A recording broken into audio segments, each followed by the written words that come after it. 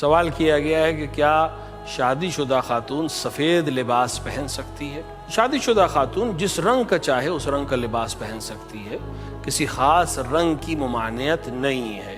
ممکن ہے کہ بر صغیر میں خصوصاً ہندوستان میں دوسری قوموں میں اس رنگ کو یعنی سفید رنگ کو کسی اور چیز کی علامت مانا گیا ہے اور اس عنوان سے بدشگونی مان کر منع کیا جاتا ہو، لیکن شرعی اس کی کوئی حیثیت نہیں ہے۔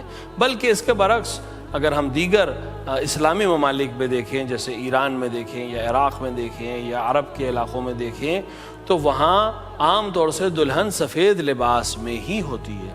اور جناب زہرا سلام اللہ علیہا کے لیے روایت میں ہے کہ وہ لباس جو آپ نے عروسی کے دن، شادی کے دن پہنا تھا، جو بہشت سے آیا تھا، جنت سے آیا تھا، وہ بھی سفید رنگ کا تھا۔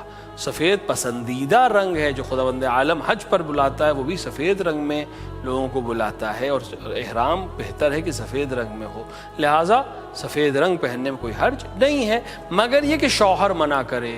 اگر شوہر منع کرے تو خاتون کو چاہیے کہ اپنے شوہر کی مرضی کا رنگ پہنے۔